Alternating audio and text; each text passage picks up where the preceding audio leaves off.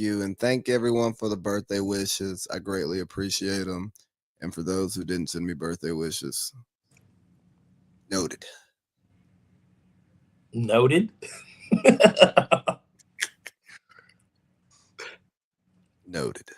Noted. Noted.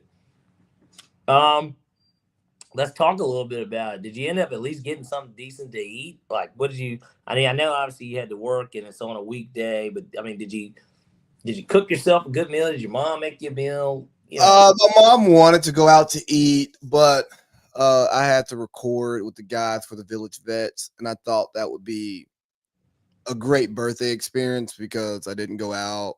I don't have, a lady in my life who would just, pamper me for my birthday. So I had some smothered pork chops that I made the other day. Okay. A little brown gravy over some rice, with some corn and some green beans. I'm not mad at that meal.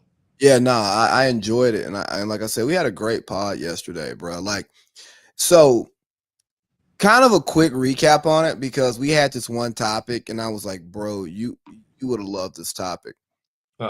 Because Todd's getting ready to become a dad. So he wanted to just address it on the show. To head on. I mean, yeah, but like he wanted to address like some of the women who had some not so nice things to say once, he popped out with his lady and baby on the way and all of that stuff, hit dogs holler. Right. And he kind of addressed that. And then we kind of had a conversation around it. And it was just like a good conversation because I'm sure it came up in some conversations you had when people found out. Well, I don't know. Because you're not a social media guy. Did you get any angry or like bitter anything when people found out that you were a dad? No, I didn't. I mean, there's some people that don't know to this day, as crazy as that sounds. And it's not because it's something that I hide, but it's not if we're not a well-connected, like if I don't talk to you, or if you're not somebody that is a part of my daily life, the reality of it is that that's just not something that I put up on social media. But anyone that knows me knows that I'm a father. So it's kind of one of those things where I don't know. It's not something you can, I guess, pronounce this type of stuff to the world, but I haven't done it. Yeah, I mean, yeah. If the people who know, the people who matter know, and if you don't know, then all right, bet. Yeah, I mean, I'm a dad. It's really simple to me. But again, I don't feel the need to like put my daughter online or anything. It's nothing against anyone that does, but like I just. Are you I put it this way: everybody that's close to me has met my daughter, so it's like one of those things where I don't, You're trying to hide. You're trying to hide from the women that you have a daughter because they don't. Yeah, no, they have to know. So like they absolutely know too. Like anyone that I've talked to, like of course they absolutely know. But like, well, no, you're hiding it from them. You're living a double, triple life. No, I would, it's crazy. I mean, I know Drake had said it, but like, I wasn't hiding my child from the world. I was hiding the world from my child type thing. And Drake was lying. Yeah, but that's why I disclaimer that I wasn't lying. But what he said made a ton of sense. So Drake did not want the world to know that he fathered a child to a soft-core adult actress who he also engaged in what they called it, a train with A$AP Rocky with. Yeah. I don't think he wanted to know that was his baby. That's all hearsay at the end of the day. I mean, we don't know. That could very well be true, but well, why else would Drake throw the line, the Rihanna line? That doesn't mean that they ran a train. That could just mean that he slept with her at one point. I mean, that's what the rumors say, but you'd be surprised. There's Morehouse dudes that are friends with guys whose wives, that like they're friends, but then like my friend slept with you. Yeah, no. And they know that, but they know that, like in the back of their head, like they know that. Yeah, that doesn't work for me. It wouldn't work for me either, honestly. I don't think I could do that. But there's some people that are better than me then. Like they're I'm not even gonna call it mature. They're just their skin is a lot thicker because I'll tell you, there are some girls that I have at one point in my life that I wouldn't have considered dating because they were like with a guy who was like in my circle. But said woman today could pop into my life and I will be perfectly okay with it, knowing her past with that other person, but that person's like no longer in my circle. So like it don't matter. Well, I guess we get some funny comments here, but I guess for me, I look at it more from the standpoint of you see the comments? They're funny as fuck. But I guess for me, I look at it from the standpoint of I just wouldn't. Yeah, that was like the first one, but then yeah. I think the shit's funny as fuck, even if it's trolling. But engagement, we appreciate it. Let's go to the super chat. This is what I'm saying. Like, I think it's funny as fuck, to be completely honest with you. Did you get bots for the show? Did I do who? Did you get bots for our show today or something? No. Did you send the link to our guest who flaked, who got booked last minute? I did not. Yeah, me neither. Nigga didn't even open the fucking thread. He just saw it. It's like, yeah, okay. All right. Because I ain't opened that thread either. This shit stank. I think I'm gonna be honest with you.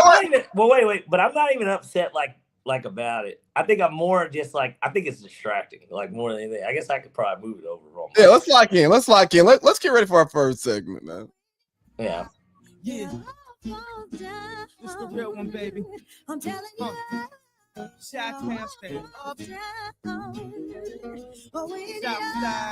Southside, we gon' set this party off right. Westside, we gon' set this party off right. Man, I promise. She's so self-conscious. I wanted to cut it, but you can't really cut this verse. No, this is one of the classic Kanye verses that will always land and as a song will never fail, right? Like we had the conversation last night. The verses, kind of the verses, and like who will win, Drake, Nicki, and Wayne, or Ye, Jay, and Rihanna. And I don't think that's really a question. Yeah, right, bro. I was like, I don't Nicki know Minaj doesn't have more hits than Rihanna.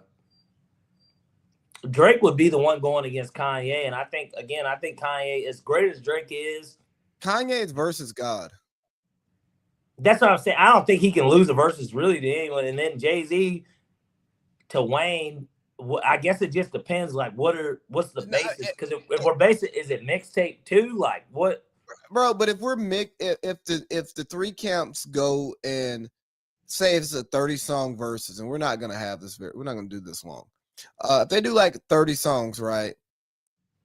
Well, we're not gonna do 10 from each person. We're gonna pick the 30 best songs / verses from these people's catalog, right? Because you might have to pull out "We Taking Over" for Wayne. You know what I'm saying? Yeah, that's one of his best main verses. Or somebody made a very good point. You know, Wayne, I thought "Body," "Show Me What You Got" more than Jay. Well, yes. Right. So if he pulls out the mixtape catalog, he could do a song that's a Jay beat, an actual Jay song, and be like, okay, well, you play "Show Me What You Got." Well, now here's mine. Like, do you think Jay would allow that? No, but versus has never been a mixtape thing anyway. But then again, we haven't really had mixtape. I mean, I guess Gucci and Jeezy kinda, but like. I mean, even Jay has to approve their playlist for him to show up.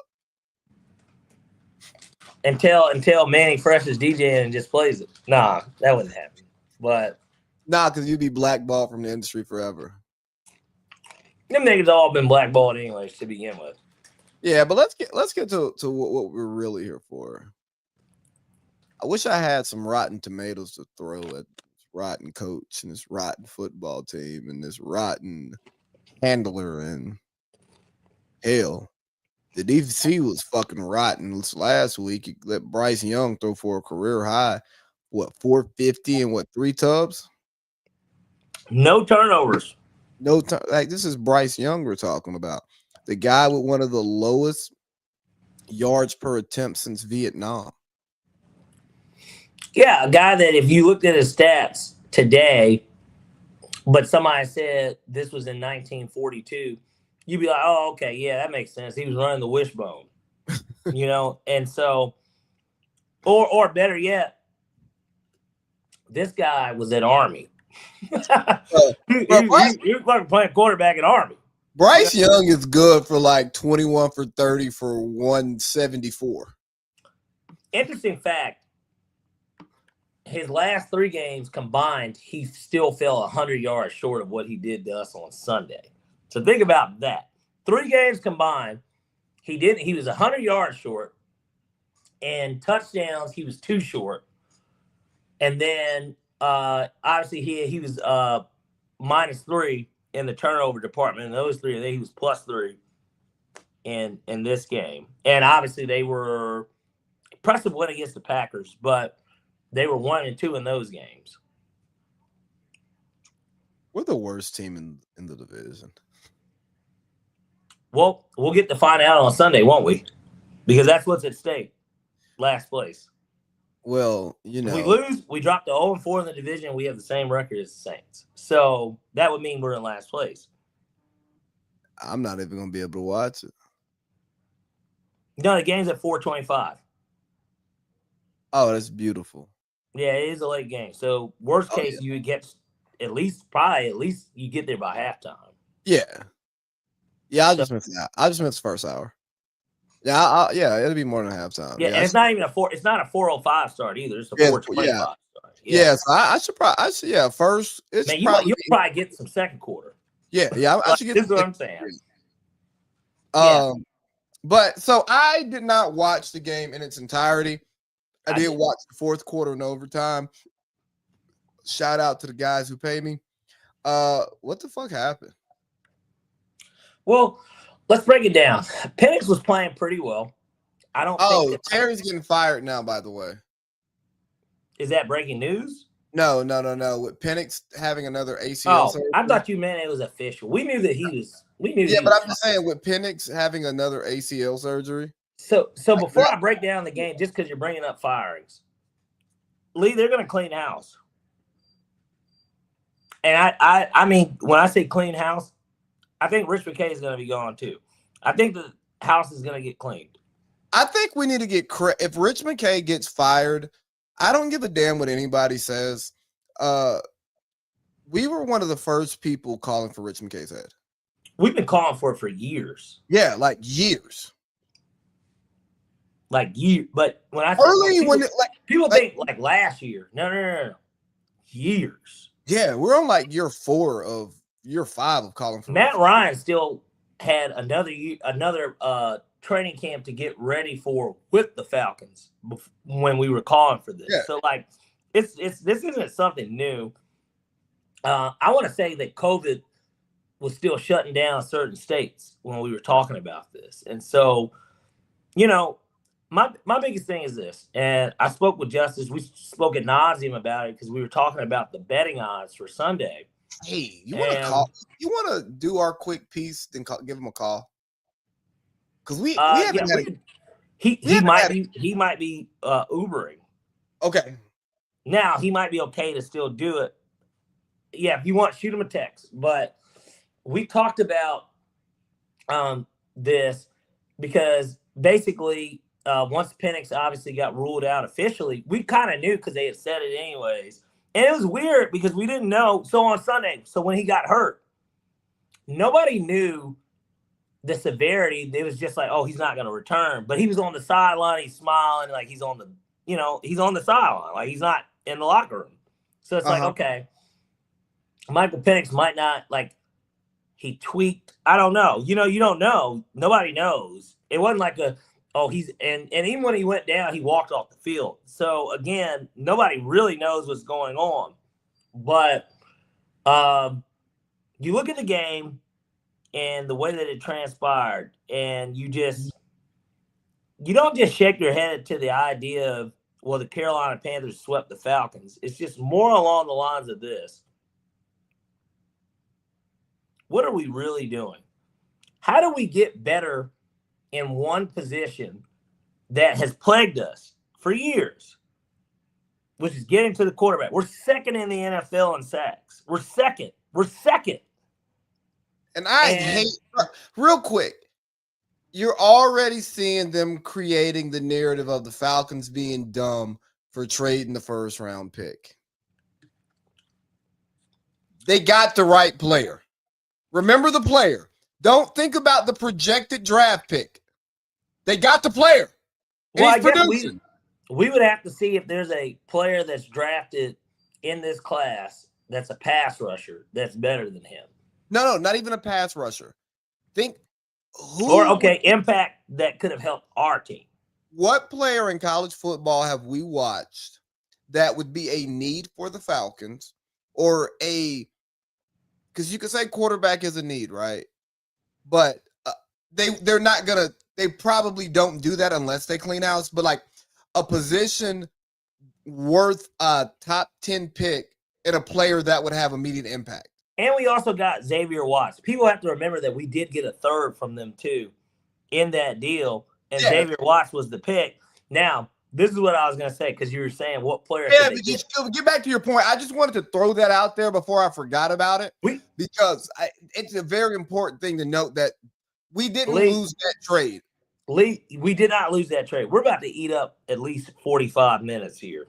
Oh, yeah, seriously, talking about this, because it will be a deep dive. But, okay, to my point, the idea was this. We're second in the NFL in sacks. We've been probably 4 of the last 5 years have been last. And then I know one of the years we was like second to last. But over the last 5 years, we don't have that type of production out of that position. Now we do. You got this production at this position, but we're continuously losing games now. So it's kind of like, how do you take one step forward at maybe even 2 steps forward at the worst position that you've had all season, and then everywhere else it seems like you took a step back? You're 6-3 last year, or 6-4. We'll even say 6-4 because we're 10 games in. You're 6-4 last year at this point. You're in first place in the division. You're 2 wins over Tampa. Optimistic about the future, even though things aren't great. It still is like, okay, this team is still a playoff team. Like, you can do this. Terry Fontenot, I hate it for him because he's not truly, of all of the big 3, coach, GM, president, he deserves to keep his job the most. But you got to clean house. Yeah. You got to fucking clean house, man. This season it's not only over already, but like they've got to do something completely different, like all the way around. This sounds so podcasty, local radio, trying to go viral. I think Arthur Blank needs to sell the team. Now, we can fire Rich, give it a couple years, and see. Now, mind you, this is me talking as a Falcons fan and what we need to be successful, not me talking about real life and business. He should not sell the team for business purposes, and I don't think he will. But the organization isn't buttoned up. We don't win, like, we lose games. Outside of Matt Ryan's last year, we've predicted the Falcons would win 10 or 11 games. Well, doesn't it seem like we're almost being trolled? But hold on, Parlay Pete. We can pull up the games and go through them and talk you to our prediction. And not like hyperbole, like, oh, we got screwed here. It's like, nah, bro, nigga dropped a pass wide open. Oh, no. They got in the field goal range and he made the field goal. Or he missed the field goal. Or we made the field goal. Then on the kickoff, the guy broke to like the 38. And they got 2 first downs in 10 seconds of game time. And they're about to walk it off with their field goal kicker. You know what I mean? Like, yeah. Or we miss an extra point, or we have a stupid 2-point conversion that we give up like early in the game, and then that changes it from ties to field goal only gives you a 2-point lead. You know what I'm saying? Or they're up 1. You know, just the weird stuff that happens to the Falcons. So like, it's crazy because every year we make similar predictions, and you see it almost play out. So it's not just the players. It's not just the coaches. It's not the quarterback. It's not the GM. There's only 2 people, front-facing people. Obviously, there are other people who are in their ears that have been there forever. Correct. But there's 2 constants, Rich and Arthur. Well, you know what? The owner's never going to fire himself. I mean, as an owner of a team, the Falcons are a consumer product. They are a good and a service. Yep. At some point, you got to read the comment section. You know what I mean? You got to read the Yelp reviews. If you start getting the same comments and the same Yelp reviews, you know, every girl leaves you for the same reason. It's not them. It just might be you. Rich McKay. It's not all these people you fucking fired over the last 20 years. It might be you. Again, Arthur Blank, I could say the same thing to you, but you own this. You can do whatever you damn well please. And I am in no position to tell you what you should do in the best interest for your portfolio, because you could buy me many times over. Like, you could, the amount of money that would take for this podcast to be a great podcast, you wouldn't miss it. Like, if we just stole a couple million from you to get this thing really up and running, like build out a fucking studio, all this other shit, and have some money to pay some people to come sit and talk to us to make us look cool, and get one of those nice little green walls to take pictures with our guests after. Oh man, not the green wall. Yeah. Arthur, you wouldn't miss it. Like your money's guy's like assistant would be the one who would catch it. And it would never get to you because it'd be like, bro, don't bother Arthur about $2 million. He's going to make us do way too much work for some money he doesn't care about.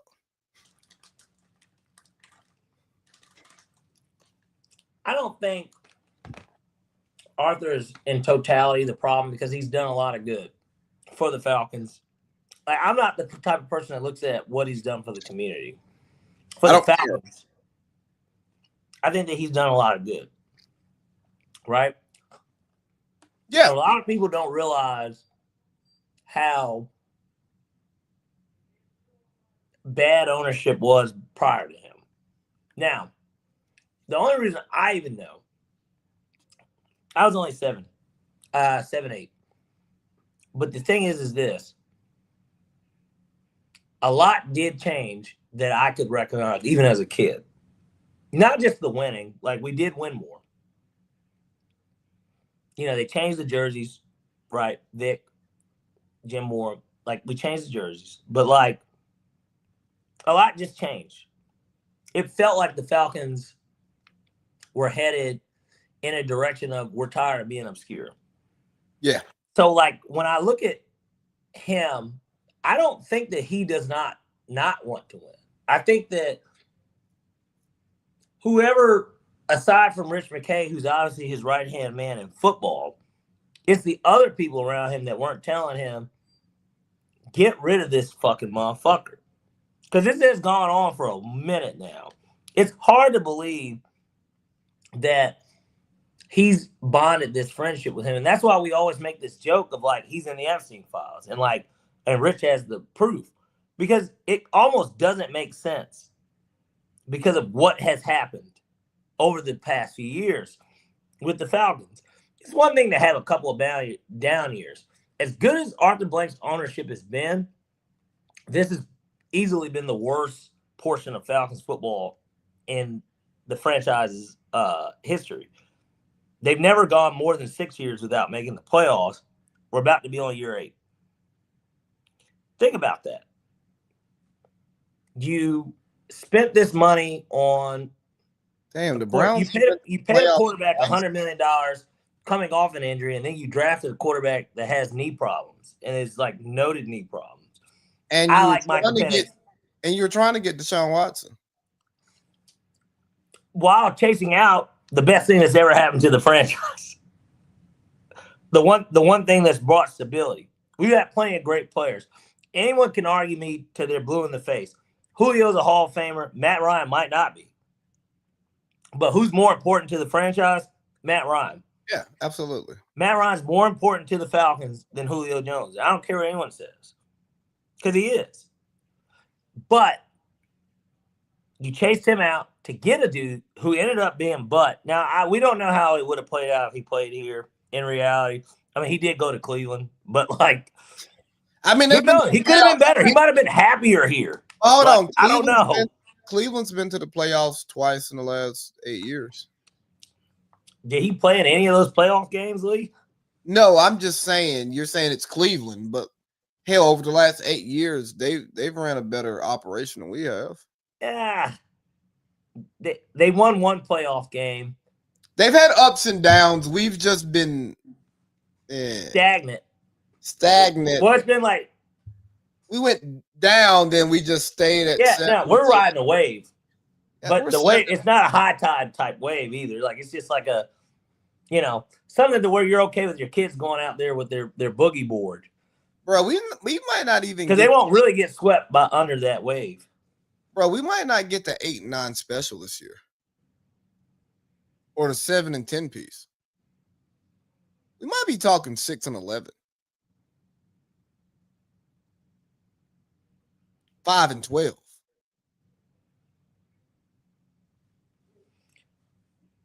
I think that the biggest issue with the Falcons, and this is, almost like us in a confessional at this point at a Catholic church. It's not like the Falcons can't do this. And when I say do this, I mean be a consistently good franchise. Not win a Super Bowl, be a consistently good franchise. You know why? Because we've actually seen them be a consistently good franchise for at least half a decade. At least half a decade. We've seen it. From 2008 to 2013. Bro, no. They made the playoff 4 times. So, bro, go 08 to 17. And the year. No, go 08 to 17. That whole, even though we had some down years, just the 08 to 17, that okay, era. In a 10-year stretch, you made it 6 out of 10 times. And this is why I did the 5-year sample, because even in that 5-year stretch, the year we didn't make it, we were 9-7. So it wasn't like we had a winning record even that year, right? Yeah. Like we were, Matt Ryan missed 2 games his second year, and who knows? Chris Redmond started those games. Imagine if he played, we might have made it 5 straight years. But I think that it all starts at the top. And again, to get back to the point of how we even got here, Arthur Blank. I plead with Arthur Blank to do this. I don't have an issue with him as an owner for the city of Atlanta. I have an issue with him as an owner of a football team. please hire somebody that knows something about football if you don't care enough to know about it yourself. Jerry cares to know about it himself. Irsay's daughter, and Irsay, for what it's worth, who a lot of people don't realize this. He was a GM. Exactly. He worked in football. Like, he worked in football too. And which is why I'm sure his daughter is so passionate. That's why her ass is on the fucking field. Please hire somebody that does care about it. I know he's an older dude. I know Jerry's pretty old too, but like, I mean, Jerry played at Arkansas. He was a college. Nobody's asking Arthur to be Mark Cuban. We're not asking you to be all up in the GM's ear, the coach's ear, come to death row. Nobody's asking them to do that. What we're asking you to do, stop listening to Rich McKay. Fire Rich McKay. That's the first thing anyone should do in this organization. Even before Zach Robinson, anyone else's fate. Let's get Rich out of there. You know what? You fire Rich. Ryan's still a bad coach. No, I don't care what anyone says. No, you replace. He's a bad head coach. You replace Rich before you even fire anybody else. Like, Rich needs to be fired in 2 weeks. Rich Rich needs to retire. Well, and I feel like that's what's going to end up happening. It will be a Rich McKay. It's a mutual party. That's what I think, to save face. Now, Atlanta rejoices because of it, but okay. So this gets back into the conversation I had with Justice, because we talked about this because it came down to the betting angle, and I was like, the Falcons are inconsistent. You shouldn't bet on the Falcons ever. Well, that's the point. And so, like, but then we broke it down and we went deeper, because then we started talking about, we know that everybody in there knows that they're dead man walking. There's no way. Let me tell you, seriously, I will proclaim this today on November 19th at 8:56 p.m., 2025. If Raheem Morris or Rich McKay is still with the Falcons, I will no longer support this team. If they're there at the end of the year, I'm not supporting this team anymore. And I mean it. I really do mean it, because I can't continue to invest Sundays. Fuck the money. That's already been spent. And then whatever's going to get spent would get spent. I can't emotionally invest in this team anymore. I can't do it. Like, I can't do it from that perspective. Like, it's one thing to just have a bad roster and, like, knowing shit's going to be lousy. It's another thing to have a wide receiver who, again, has missed a game, is top 5 in receiving yards. You've got a running back who is top 3 in all-purpose yards, but only behind the presumable front runner of MVP, if there was one that wasn't a quarterback, and Jonathan Taylor, and then Christian McCaffrey. You've got that at your running back and your fucking wide receiver. And you're second in sacks. Oh, and you're second in sacks in the NFL. This is bullshit. And everybody should look at it that way. This is bullshit. And anyone that thinks that this is okay,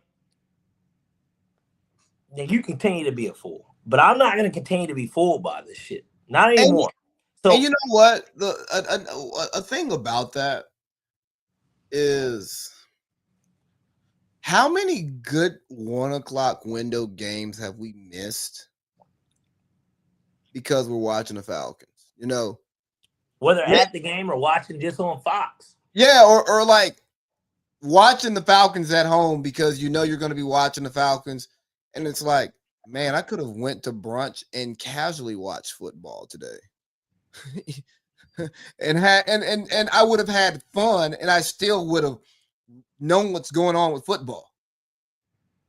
Now, I'm hammered at 4 o'clock and I'm pissed off.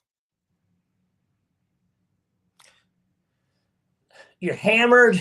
You spent a lot of money on a ticket, a lot of money on PSL, a lot of money potentially on alcohol, gas. Like, now, look, I get it. Let's not act like this. Let's not act like some of this stuff isn't baked. This stuff is baked into the experience. So like, I don't want to me bringing up gas or anything. You don't have to drive down there, but that is baked into the experience, win or lose. And you know that we're not going to go undefeated. So there's going to be times that you go and you're not going to win. It's not about that. It's about years of doing it. It's like, let me tell you, it's like being abused. Like, and I know that this is such a bad way to like try and say it, but no, I need people to hear me out. Yeah. I've never been abused. So I guess it's like, well, how could I speak on something I've never been? I can only imagine what it's like to be abused. But whenever I hear those that have been abused stories, the way that I take it is that this goes on for years and you kind of continue to take it because that is the way that it seems every time I've heard it. I've never heard anyone get hit once and then the nigga gets locked up for forever or white man, whoever. It doesn't matter. Nigga is too general, but like. But hey, remember this. You deal with them hitting you because. But it doesn't even have to be physical abuse. Right. I mean, you deal with the abuse because you can't imagine your life without that person. I can't imagine not being a Falcons fan.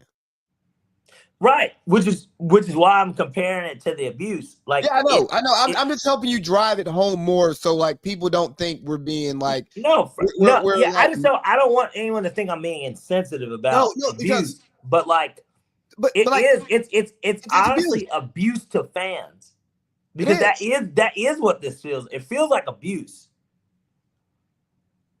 bro. It feels like we're being abused, whether it's financially. For some people, look, bro, I have bad days when the Falcons lose.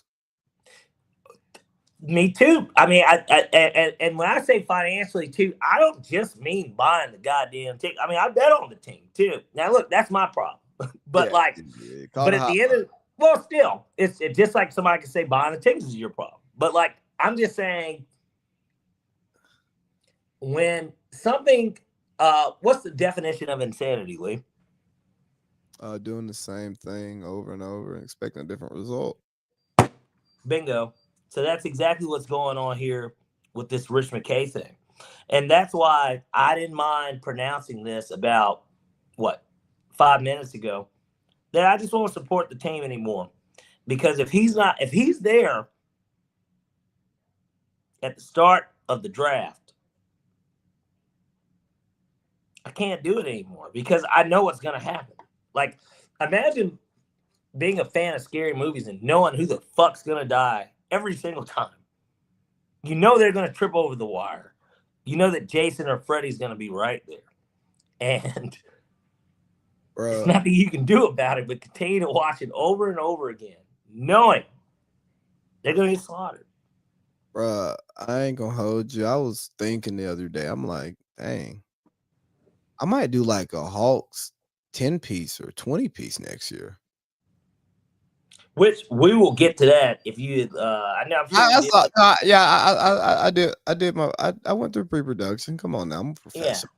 Yeah. But no, I'm really thinking about. I might just do that instead because. Man, fucking are the Braves. Goddamn it! I mean, at least with them, it's the battery. They're closer to you right now. I know that. Once you move down. But they're closer to you now. The tickets are cheaper on a per game basis. That's the battery. They're winners. They won. Yeah. Fuck the recent World Series. They're just winners in general. Yeah. Yeah, we want to win the whole thing, but gosh, again, like you said this a few weeks ago. You said it multiple times over the past years about a one Julian Turner. Man, I die to be in your position. I'm okay with just if our stagnant is make the playoffs every year and have a winning season, sign me up. Yeah. Sign me up, God damn it. I mean, just think about this with the Braves, right? They had a down year. They got hot late. Injuries, a lot of injuries. They had injuries, but that was like an injury thing too. But we were bummed out about it when everything was happening. But once the season was lost, it's like, all right. Who cares? And it's not because you're less invested. It's because they have so much goodwill built up that if the team isn't competing for a season, you're not mad. Like that. Like, this hurts a lot. This hurts a lot less than losing to the Dodgers in the playoffs, honestly. That and then when Vegas, which Vegas doesn't like to lose money, and they don't lose money. That's why they're still in business. Vegas, when they set the odds to where super team Dodgers favorite plus 210, then you look, it's like, well, who's plus 300 right behind them? It's the fucking Braves.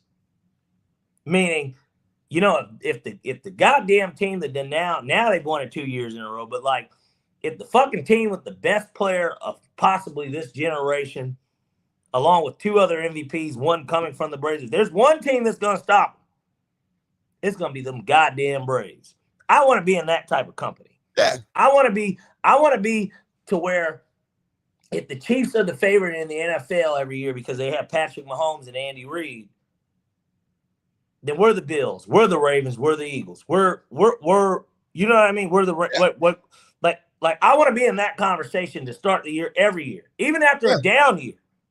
The Braves had a down year the year before that. Like we lost in the playoffs in the first round to the Padres, and they were still second. Like they were still fucking second. And so like I want to be a part of that conversation. I would rather be disappointed in the Braves like they were in the 90s for going to so many and not winning them as opposed to just not being in the conversation. I want to be at the table even if I don't order the biggest steak. I want to eat. I want to eat a little bit. I don't want to be looked at on the outside and not be able to afford it. Like, I don't want to be in that conversation. So be it. Well. And that's where we're at. Yeah. We don't have anything to bring to a football conversation to anyone aside from just knowledge of the game when it comes to just talking about our team, because it's just like, oh, all right. Well, anyways, we're talking about winning football over here. We can't have that conversation. No.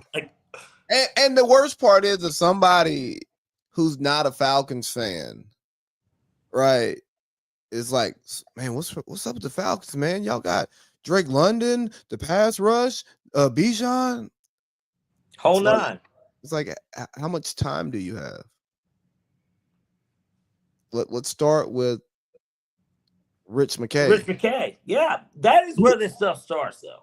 Who's Rich McKay? Let me school you. You remember when the Rams won the Super Bowl? Yeah. Well, his daddy used to own the team. Yeah. And he kind of took over football a little bit. He gets credit for being the GM. Tony Dungy built it. John Gruden executed it. But he gets credit for it because he's a part of the organization and he had a title. So from there, he wins the Super Bowl, goes another year after that, gets hired by the Falcons. He's the GM. To the same job. In the same division. Job, but he just comes to Atlanta because Arthur Blank was basically new to the owning game. And he fired Dan Reeves. He probably went through the league office to get somebody. Which obviously he's highly respected. That's why he's the head of the competition committee. But that's what his fucking job should be. If he's that respected, let him work for Roger and Roger own. And I guess the owners. But don't let him work for one owner. Like, no, don't let him work for my owner. And then we owner of my favorite team. Sorry. And then we get to hear more and more about Roger. You get to hear more and more about Rich McKay stepped away. Rich McKay is not. He doesn't even deal with football. He deals with the fucking stadium and the business. He deals with the soccer team. The soccer teams fucking went down. I want you to really think about. Let's take a deeper dive into Rich McKay. They said that he moved over to soccer operation. This nigga don't know shit about no goddamn soccer. But somehow he moved over. Now, that's translation for we said football. He went to football. Meaning he was always still on the football side of things. But they'll sit here and lie, spit in our face and say he's dealing with something he knows nothing about. Don't worry about him. No. There's not enough outrage because this isn't New York City where people or writing articles and calling for people's heads and getting that serious about it, because, you know, we can still go to Magic City. We can still, and let me not just make it a black thing. I mean, you can still do kind of whatever. It's really about the party, right? It's about, oh, it's a cheap game experience. Oh, we could tailgate outside, have a good time. There's ass shaking. We can get good with the other fans, even though we suck. Stuff's getting old. It's getting old, and that's why I said what I said earlier. Do you think we could create or try to like inspire a more angry fan base? Yeah, if we go to the game, the Seahawks game, that's the next home game, and we have bullhorns, and we're yelling, and we're picketing, and we get a flash mob or something to do the Thriller with us while we hold up signs doing it. I bet that would catch a lot of people's attention.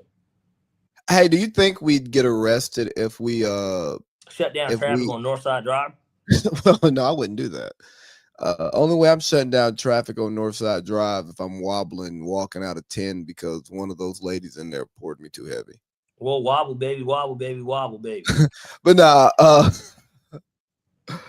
but like if we like had like Rich McKay in a noose, do you think we get arrested for that? Oh, absolutely. That's our free speech. Yeah, but we get arrested for that, Lee. Yeah. I don't think hold on, Rich McKay in a noose. I don't think we get convicted in a noose, Lee. No, I wouldn't do it. I was just really thinking, like, do you think you could actually get it off?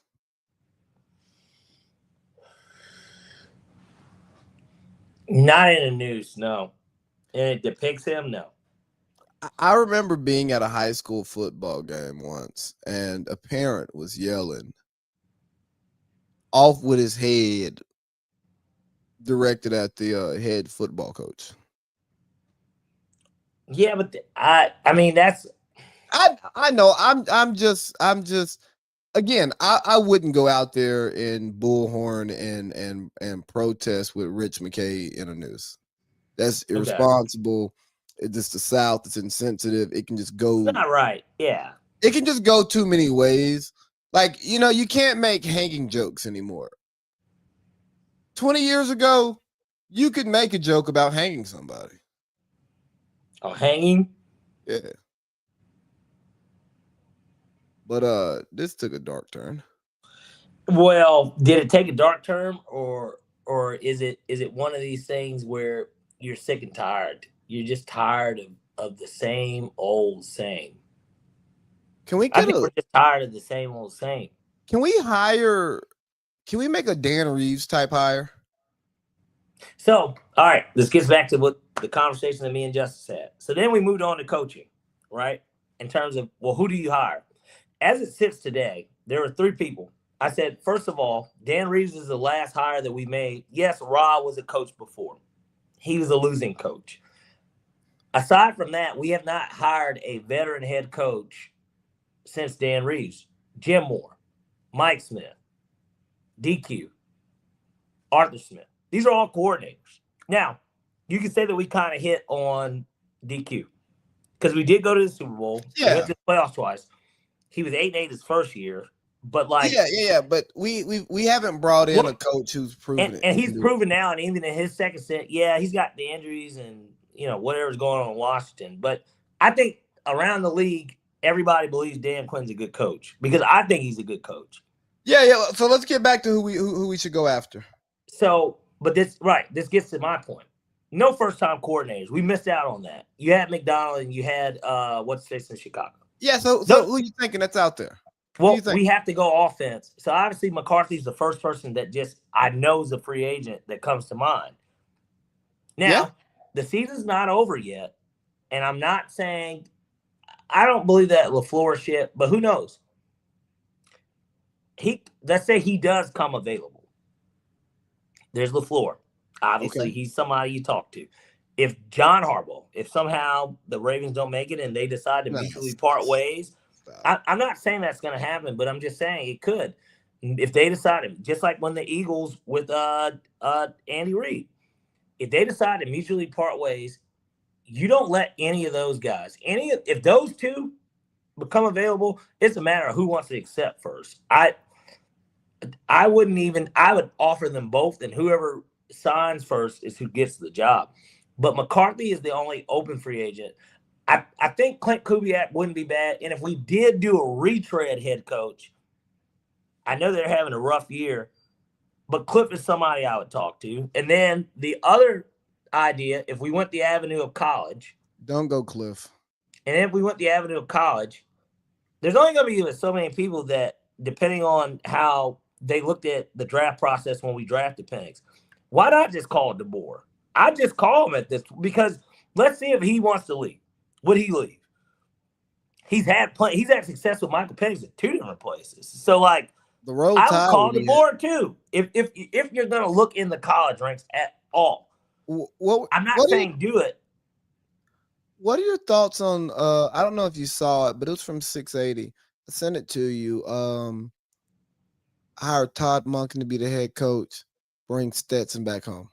I don't want no, fuck no. Who was that? Fennerin? Who was it? Or was it Matt Turner? Who was it? I just sent it to you. I didn't listen to it. I was reading it with the volume off because I'm fuck no.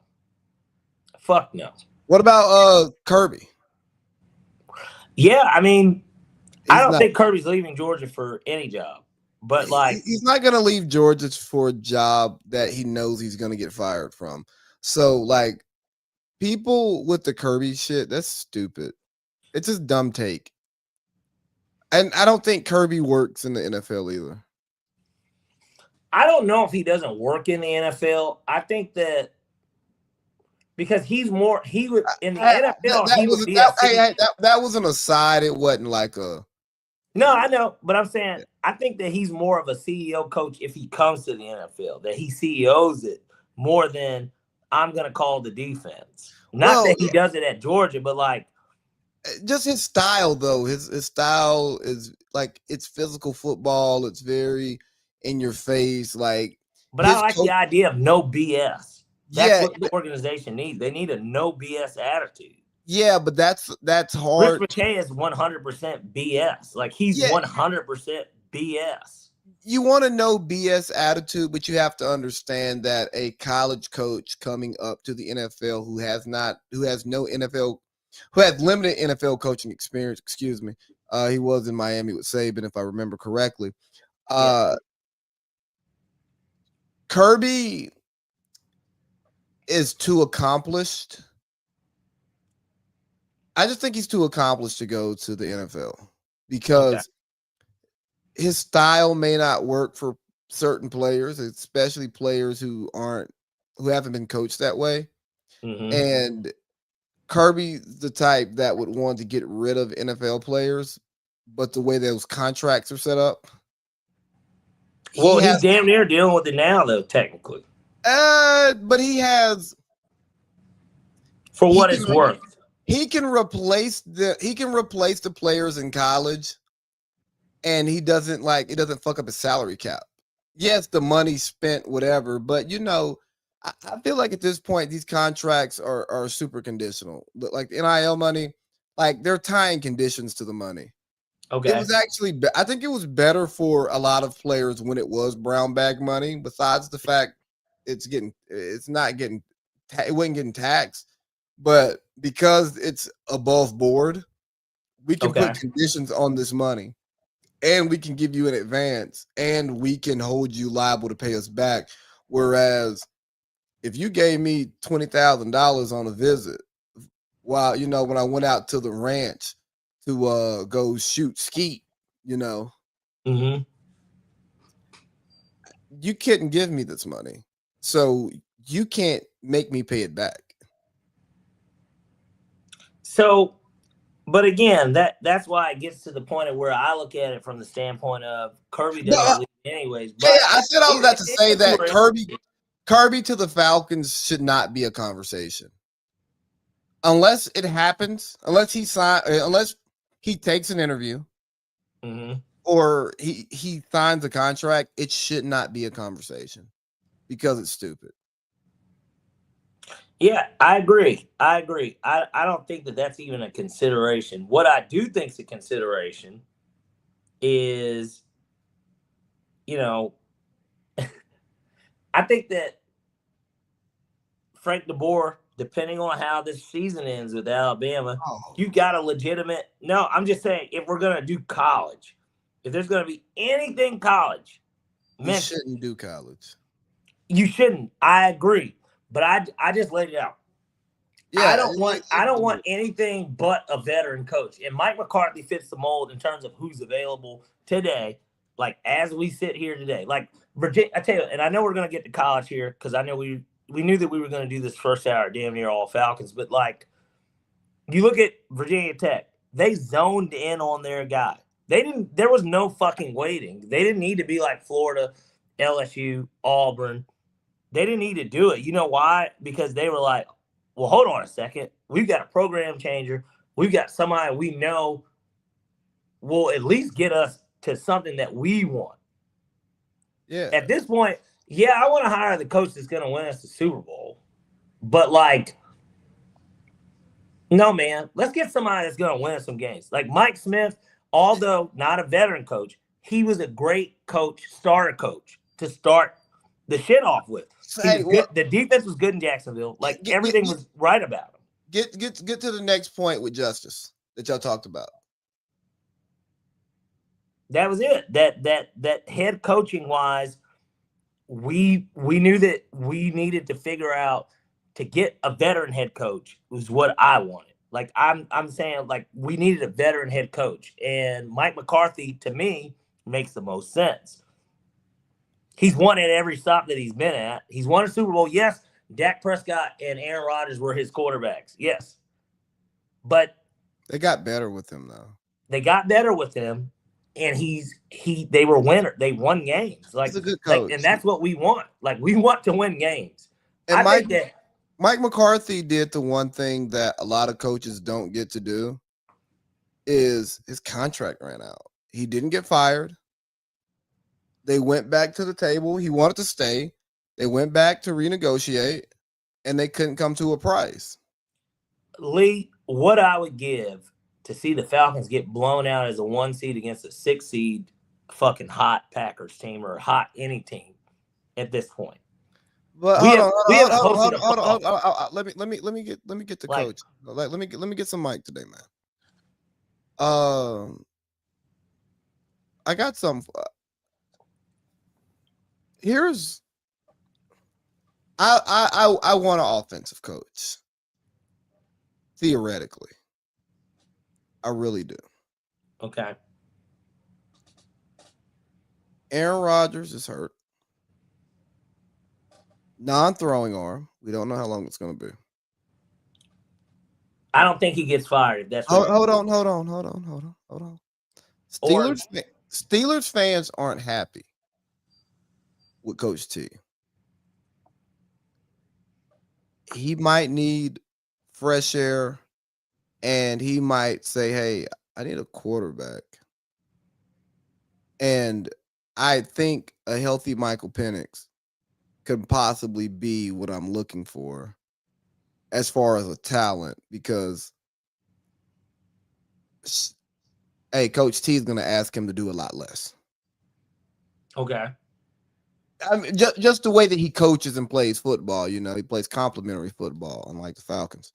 He can pretty much rely on his kicking game and in previous years his defense to help him keep games close, on and so forth.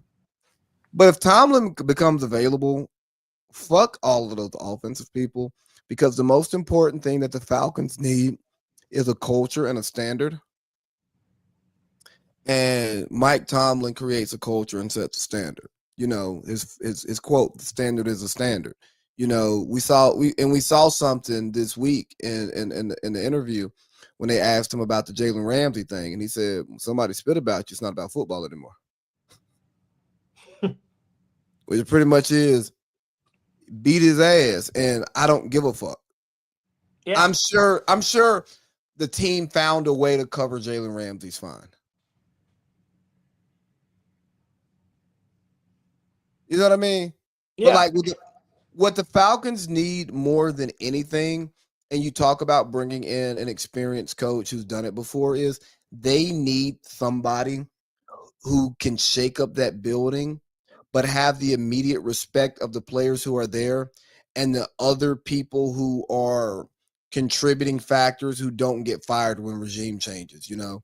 Like, you know, you have front office people who like still stay, you know, some scouts get to come back, they get to, you know, re-interview and stuff like that. But we need people who are going to buy into a culture.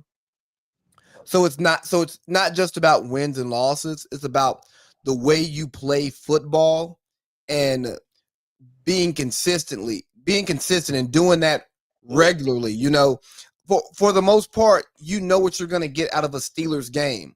Even though their defense sucks this year, you're going to get an ugly football game still. Well, see, but that's why I agree with you in terms of culture shifting. I don't trust Mike McCarthy to create a culture, by the way. Well, the point is that that's not who I want to do it. I want the GM to do it. We need a GM that's going to do it. I think, yes, hiring the right coach, of course, that is all the difference. But we need somebody with direction and management, because that's where the issues are. Like, even with that management, we hired the right coach. That's why we went to the Super Bowl. Now, we didn't win it, but, like, that's where the issue has come in, to me. To me, it's been more of a management thing than it has coaching even. This year, I mean, Rich is Rich, but, like, Terry hasn't been the issue, right? Like, we would agree it's been over since he's been the GM, the coaches have been 2 misses. Yeah. You had 2 misses at coach, but the GM's providing the talent. So, like, but and with the 2 misses though, he's a first-time GM who came from a franchise who had a coach. So, and that's why they didn't want to hire Bill. So, to his credit, or to shoot him some bail, Terry's not familiar with a head coaching screening process. I know, like, he knows what right looks like, but knowing what right looks like versus pulling that from the interview, and Sean Payton Terry wasn't in on the meetings when Sean Payton got hired. He learned, Sean allowed him to move up in that organization. Okay. Well, Loomis is who, I mean, that's who he worked. I mean, he worked with Sean, but yeah, like, but if Sean Payton didn't, like, because he was the top non-GM person, he was top personnel guy. Yeah. You don't get that job without director of player personnel. Yeah, you don't get that without Sean Payton. And the Saints, for the longest, did a very good job of drafting. I mean, I can't say. I mean, Hassan Reddick, I guess he was all right, but they reached like shit when they drafted him. That's just one player. And every GM, I mean, Howie Roseman drafted Jalen Reagor over Justin Jefferson. So every GM gets a fucking gaff. But I guess my thing is this. We need to get a football person in. If he wants another Rich McKay, you brought it up before. Let's bring Bill Polian in. Let's get somebody, even if he's not the GM. If you need a right-hand man for football, let's get a guy that's done it. Because like we said earlier with Rich McKay didn't build that team. We know that he didn't build that Tampa Bay team. And more importantly, that was 20 years ago. And we've never had anything that resembles that Tampa Bay team. We went to the Super Bowl once, but in that 20 years that he's been here, we've never had a team that's even resembled that. So, which goes to show that he didn't build it. Because what did Hove say? He said, motherfuckers saying they made Hove say, okay, so make another Hove. He didn't make another Hove. He didn't. So neither did they. So what do you think the Falcons do for the rest of the season? What does the rest of the season look like?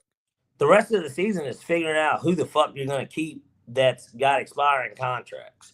Kirk Cousins, go out there and make you some money. That is what this is at this point. What else? Hold on. Do you think Kirk gives us a chance? To do what? Win some games? Yeah. I think the Falcons at most will win 3 games. I think that this is a 6-11 football team at best.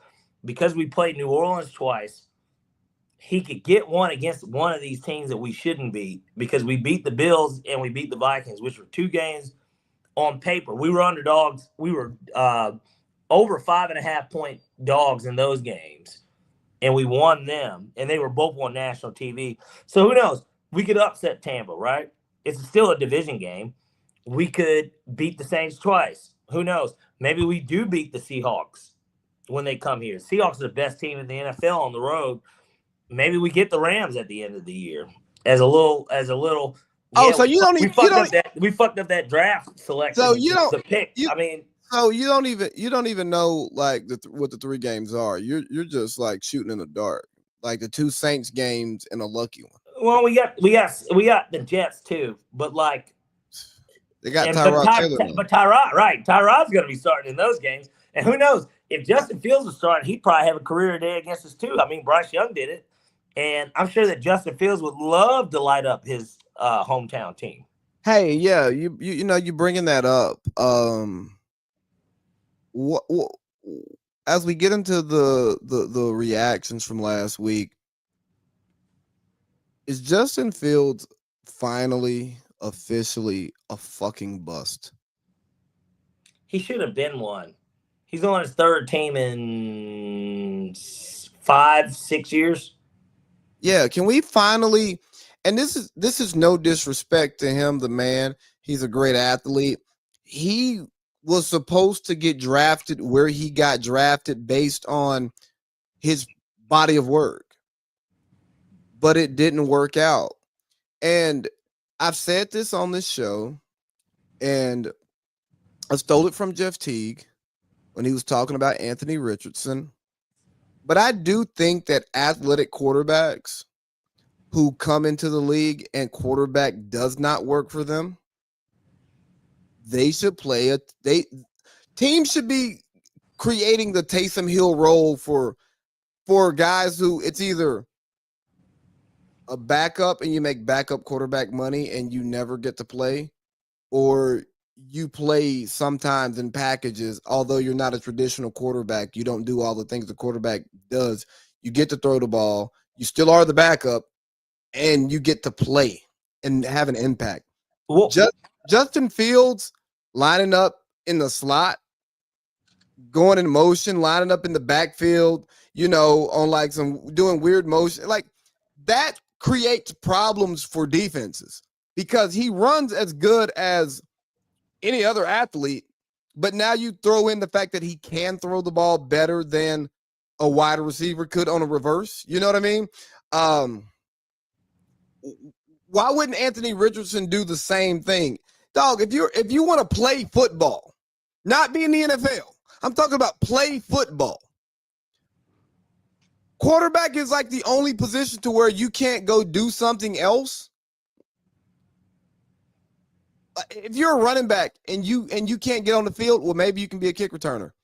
Or you just hop on special teams and just go tackle people until you get to run the ball. You still get to play football. So but again, last point, I'm sorry.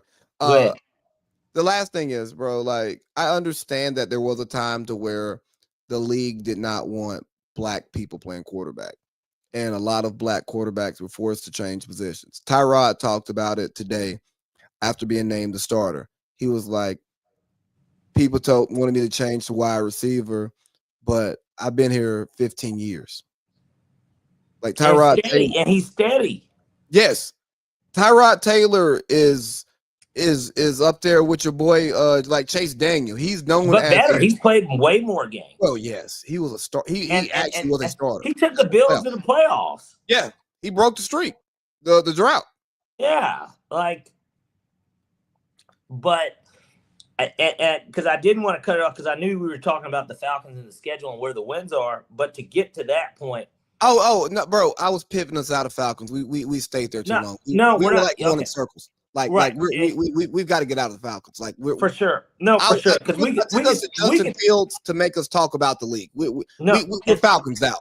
So and there goes the point. We're Falcons out. Mic drop on that because we're Falcons out.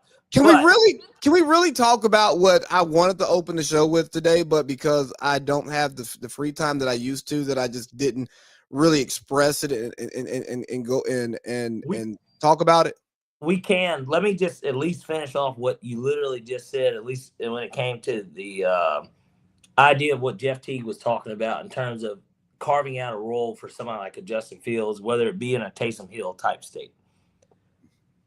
In The Dark Knight, the Joker says this to Batman: I'm not a monster. I'm just ahead of the curve. There's going to take a time, or there will be a time, where there is a coach that's going to be innovative enough to understand an offense and use players like Justin Fields to the point at where they aren't necessarily even Taysom Hills. They're going to come into the game, especially if they add an extra NFL game with the way that quarterbacks go down. And you will have games where Justin Fields actually throws the ball 6 times, but the starting quarterback throws it 25 times. That's my belief. And I'm not trying to be the Bitcoin buy $1 today worth in 2013 guy. But eventually, I feel like that is where the NFL is going to go because they're going to have no fucking choice but to go there. And in college football, it's already – we've seen scenarios where David Green and DJ Shockley get some snap. Like, you see it in college a little. Alex Orgean, Michigan with J.J. McCarthy. Like, you've seen it before. Like, it's happened. Or Tim Tebow with Chris Leak. Yeah, I'm about to say a better version is Tim Tebow with Chris Leak. It happens. But the thing is, exactly, it's unpredictability. It's going to take a special offensive mind to actually make it look good. Because plenty of people can put together the Wildcat, right? Like, they used to run that shit in Miami. I don't know. That wasn't under Saban, I don't think. But no, that was when Parcells was running Miami. He wasn't a head coach, but that's when he was down there running the pro. I forgot who the coach was. But then they were, Ronnie Brown, Carsville's own, getting direct snaps. And so, like... And for a year and a half, that shit was working like crazy. Yeah, they went to the playoffs the year they did it, the first year. But like anything else, the league finds out. But that's why I said I'm not a monster.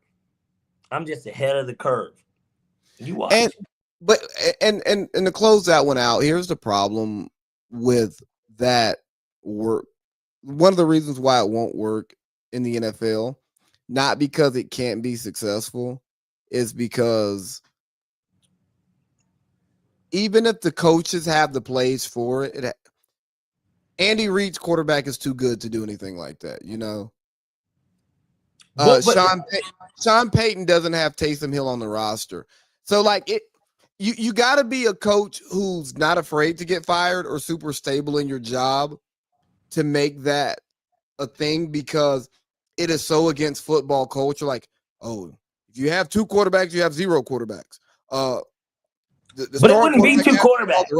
I know it wouldn't, but people would say that, and it's like, why would you waste practice time on this package and this and that? Like, do you think your starter wants to give up throws? And it's like, no, y'all coming up with all these fake ass excuses, and I can understand the starter not liking it. But didn't Drew Brees line up in like at wide receiver sometimes for the Saints, and Taysom Hill took the snap? They knew they weren't going to throw it, but yes. But didn't they do it? Didn't Drew Brees actually like line up as a wide receiver? Yes. If Drew Brees can do it, I mean, Tom Brady did it. He caught a pass. Yeah. Who the hell are you? I mean, Big Dick Nick did it. Well, he's got a trophy. A Super Bowl MVP, and a fucking statue. Nick Foles. I just think quarterbacks need to stop being just quarterbacks and be football players. I think this narrative around quarterbacks can't get hit. They have to do things a certain way. I think it's bullshit, and it was created back in the day when they wanted a certain type of quarterback who was Mm-hmm. built a certain way, and those things were true. And obviously, if you take a lot of hits, your career is going to be shorter for most people. But like when people talk about, oh, Cam Newton took too many hits, did the nigga played 13 years in the NFL? That's not bad. Or 10, 12 years. Like, bro, like getting a fucking 10, 12-year professional football career is fine. But let's get to what we're really mad about. Well, we already got to what we're truly mad about, but I know exactly where you're headed here. I was more mad at that Monday night debacle personally, because I'd already given up on the Falcons season. Yes, I was pissed off that they lost to Carolina twice. Yeah, like I was pissed off about that game, but it didn't change how I felt about the season, because to me the season was over. I gave up hope last week. Now, what were your thoughts on the Monday night football game in Vegas? Well, we talked about it, obviously. I think that analytics are ruining football because people are looking more at what makes sense to go up more as opposed to taking points when the game is in hand. And then there's gamesmanship on the second time. But obviously the Cowboys did, I think, what I certainly thought that they would do, which was beat the Raiders, because the Raiders aren't a good football team. And the Cowboys aren't a good football team either. Sure? They're a solid football team because they're good on one side, bad on the other. They look good on the other side of the ball because they did play against the most turnover-prone quarterback and just a dumpster fire organization, something that the Falcons are becoming, like the Raiders, your Browns, these organizations that are just, they go decades without being relevant in any type of space, and even when they are somewhat relevant, they're still irrelevant. So that's the path that the Falcons are now. Thanks, Rich. But yeah, I thought that overall it was despicable. The idea that it's 4th and 2 and you're up 17 and there's 4 minutes left that you don't kick a field goal. It costs you a fantasy game. Cost me $2,000 on a $50 bet. And then they turn it over on downs because CD drops the pass or whatever. And then they get the ball back and it's 2:30 left and it's 3rd down. And the ball has to get snapped before 2:30, and there's knees being taken, and there's timeouts.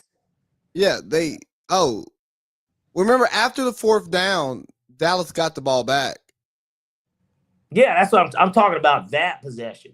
Okay, when Dallas got it, like when the Raiders, when they were deep in, they were in the red zone, and they need 4 straight times, even though the Raiders had 3 timeouts, and they got it on the other side of 2 minutes, not on the under 2 minute side, but the over 2 minute side. And the idea that, they didn't try to score again, which I get it. Maybe at that point I understood that just a tad bit more, but boy, I don't understand it from the Raiders end. Raiders end, they can't win the game, but they couldn't win the game on the drive before either, in reality. And so at that point, that's why when we were on the phone, I said, well, when it gets down to a certain point in the game, let's just knee it out the whole way. Let's just end the game. No, I'm saying before that turnover by Geno shouldn't even, as soon as the Cowboys went for it, the Cowboys should have kneed on 1st down that drive. Because it didn't, not only did it not make a difference, but the reality is, even if the Raiders had scored, would that have changed anything in that game, considering it was a 3-score game? No. Well, but hold on. And see, this is what analytics are doing and people not playing, right? You play to win the game. Yeah. But the game is made up of plays. And as an athlete and competitor, you want to play those plays and win the play. Yeah. And hopefully you win enough plays to win the game, or you win the right play so you can win the game. We're losing that. Also, I listen to NBA players, again, different sport, but they talk about this all the time. Blowout, whether you up, you down, tight game, a little bit different, but you care.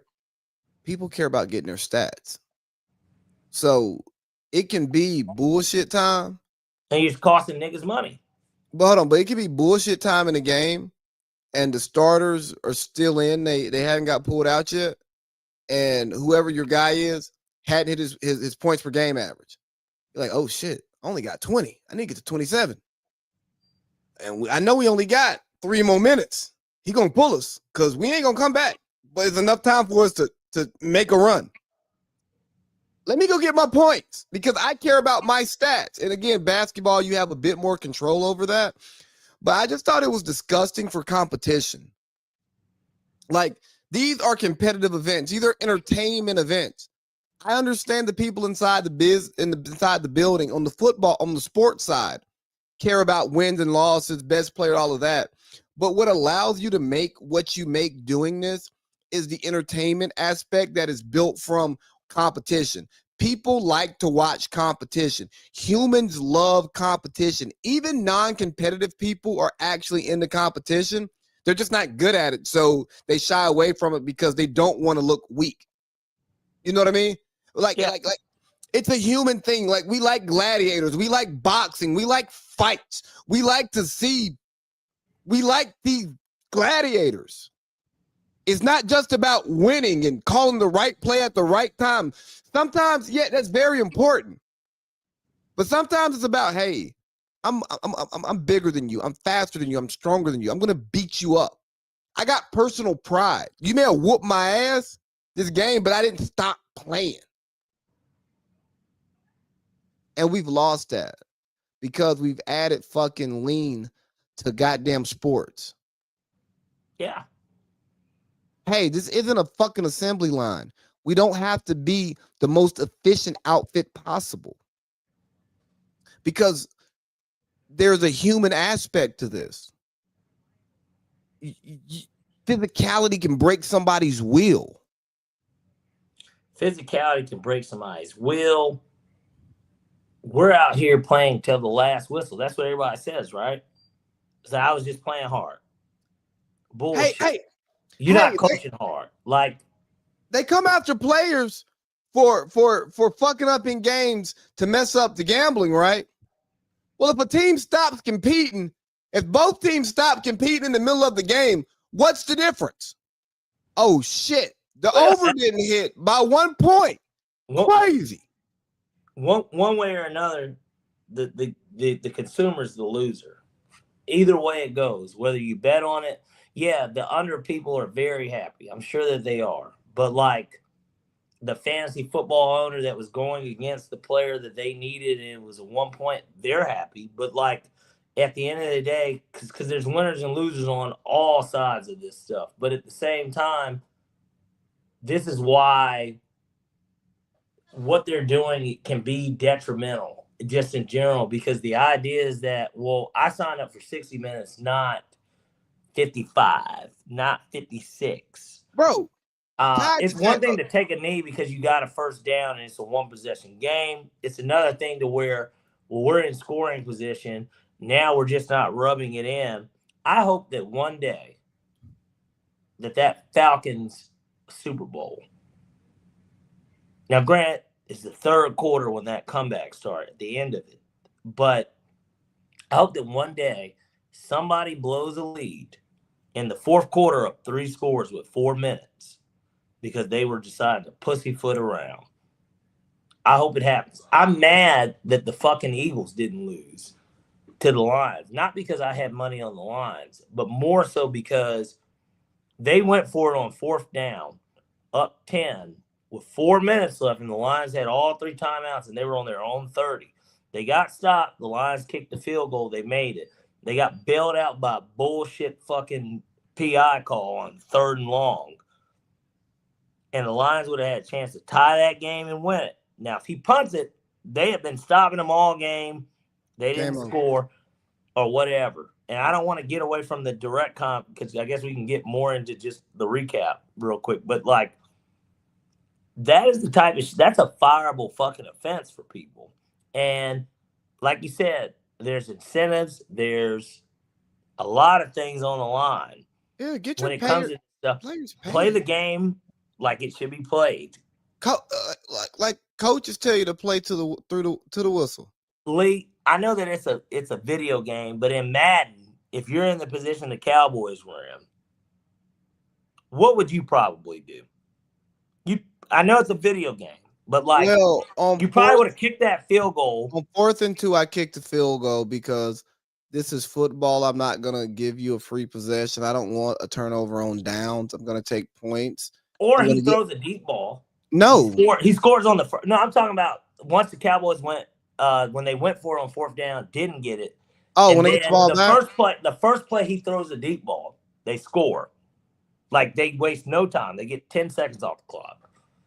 Then they get the onside kick. He kicks a field goal immediately. He still has all 3 timeouts. Like, but now all he needs is a touchdown, as opposed to, well, he couldn't even kick a field goal after getting the onside kick.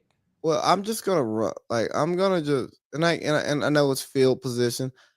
Again, I'm gonna run the ball 3 plays in a row, make them call their timeouts, or get it down to the 2-minute warning. Then it's going to be 4th down. I'm going to kick a field goal.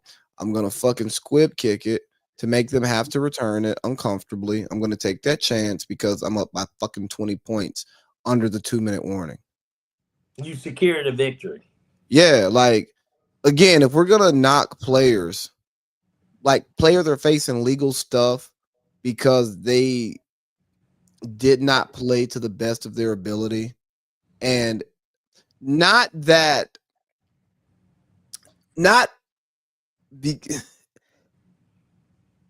problem was that it affected the gambling because they were not playing purely. Correct. And we had an issue with that. I don't care if they were the reason why. The reason why it was a problem is because it affected the gambling. And this game here affected the gambling, and we're just, bro, no one's even talking about it. I haven't heard anybody complain about what the hell was Dallas and Vegas doing. I mean, was Shoddy out with fucking CD and goddamn Pickens? Yeah, they might have made a bet on the roulette table that if it doesn't hit black, I see you boys got all black. If it hits red, I'm sending you out the first possession. I'm going to see if everybody freaks the fuck out on Monday Night Football. Anyone that has your bet, the whole 9. And Shoddy's like, look, guys, they gave me this job anyways. I don't take it lightly, but I've already made it. Made it. My dad was should be Hall of Fame coach. Yeah. He coached many years in this league. I've been an OC. He didn't win a Super Bowl with Seattle, but like I have coached all this stuff. I got the offense is humming. Jerry Jones, our boss is actually the same. Like, as crazy as it sounds, maybe I'm your supervisor, but our boss is the same. And at the end of the day, boss can get rid of supervisor because you're a top worker.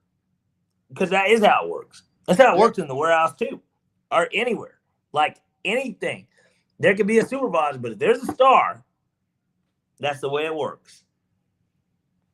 And so it's just like, it's crazy from the perspective of what it is that we went through with it. I lose 2K, you lose a fantasy match, which leads to 2K because that betters your standing in our league, pays out over 2K to win. Yeah. Right. So and that there's money on the line potentially there. And so and last thing here with the fantasy, the way that I beat you was total bullshit. Yeah, I know. But it was real football. Yeah, he fumbled. I mean, it's so like he fumbled, so you can you're obviously upset about it because it's bullshit. But you go, you know what? It was a football play. It happens in football. It's an eye for an eye. But when you watch, I beat point because Bo Nix kneed 3 times and lost a yard on each knee. Right. That's how I beat on a Monday night game. But even that is legitimate football. Yeah. They were up. They had the ball. Took a knee, and the game was over. And that's what you do in that situation. But not on the top side of 2 minutes. But I've never seen 2 teams just take like 8 straight knees. Pause. Correct. Exactly. Like, and no timeouts are spent. That's I not don't playing until the whistle.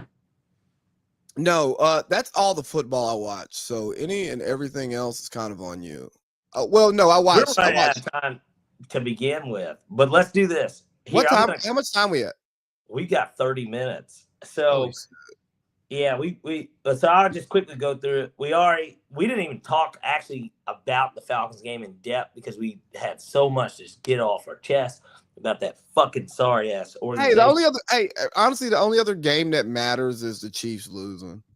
Like, we don't even have to go game by game. The Chiefs losing. No, yeah, That's we the only weren't going thing to go that game by game, but because we kind of already talked about the Cowboys and the Lions game. But yeah, Chiefs lose. I mean, again, I wasn't that surprised. Like, I think that the Broncos are well coached and they have a good defense. So the Chiefs aren't elite on offense anymore. So it's not surprising that maybe it's surprising they lost. It wasn't surprising that the Broncos covered. Like, I'll give you a shocker. The shocker was the Jaguars-Chargers game. I mean, the Chargers. Hold on. I wanted to do a little bit on the Chiefs. Go ahead. Go for it. Do you think this is a step back season, or are you going to be like everybody else, afraid to pick against them and just say, I just can't pick against Mahomes and Reed? I think that they're going to still get into the playoffs somehow, some way, because we talked about our Super Bowl 6 last week, and they were one of the teams I named. So I do think that I'm not surprised that they lost, but I think that they get into the playoffs. Okay. All right. Which gives them a chance to win. Oh, but do you think if they get in, they have a chance to win? Yeah, because this year's top 3 seeds, as it stands today, are the Broncos, Patriots, and Colts, and none of those teams, I think, can beat Kansas City in a playoff game, even at home. Well, the Indy plays the Chiefs this week in Arrowhead. In Kansas City, and we'll get to the picks a little bit later, but you'll see exactly how I feel about that game. The Chargers suck. Their offensive line's not there. Jim Harbaugh can't coach without his O-line. Correct. Steelers beat the Bengals. They're talking about Joe Burrow might play this week. That literally came down today.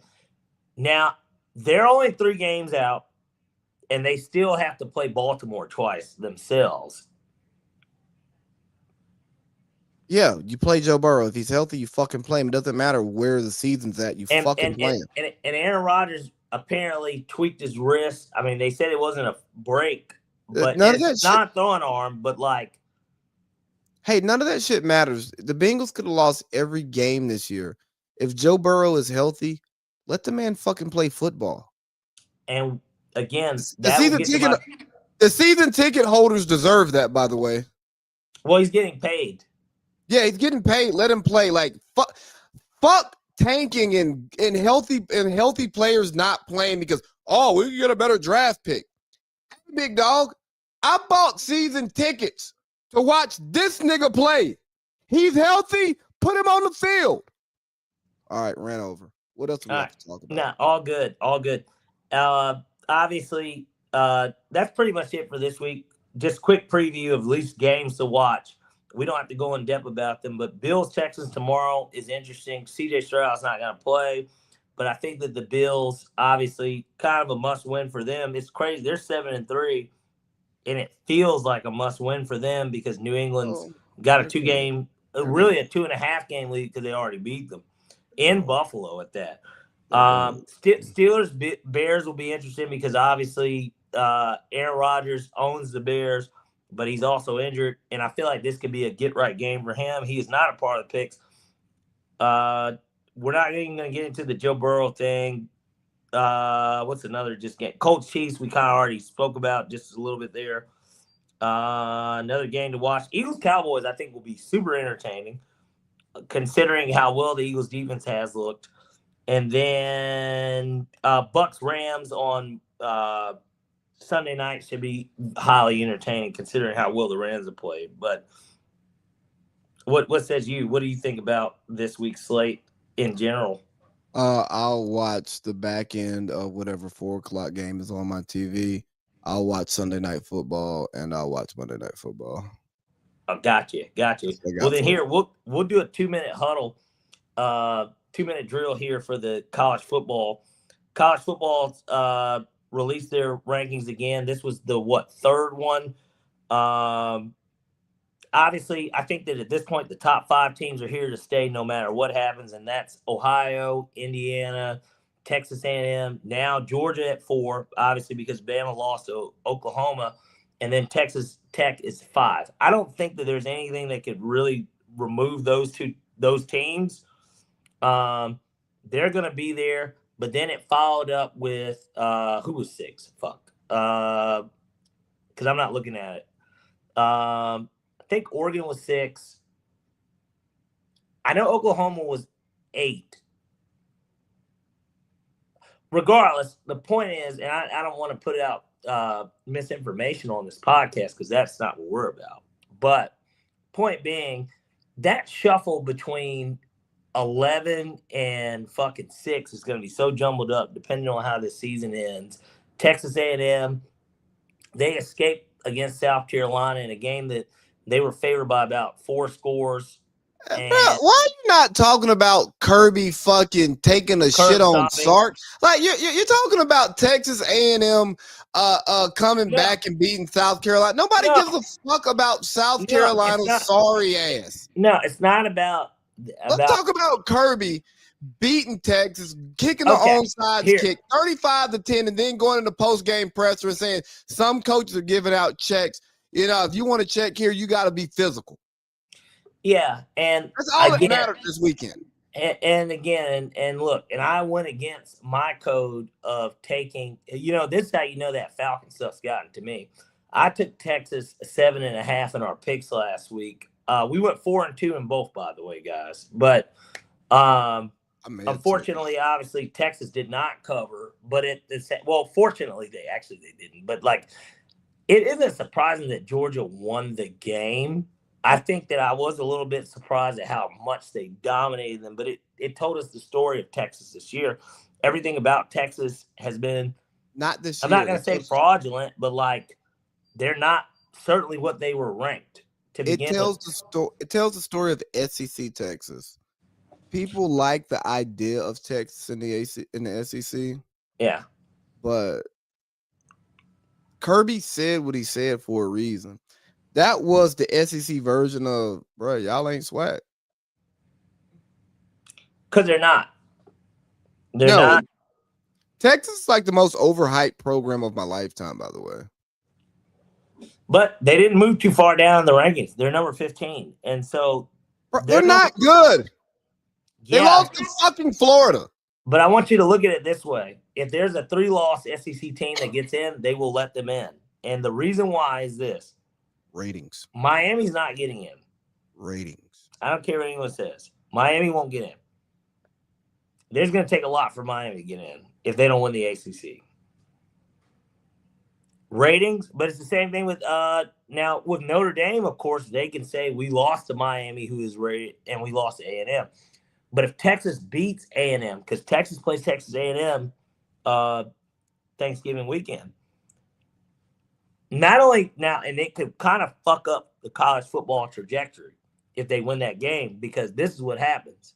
Even though Bama lost to Oklahoma and Oklahoma lost to Texas, if Texas beats A&M, Georgia plays in the SEC championship against Bama. So you get a rematch.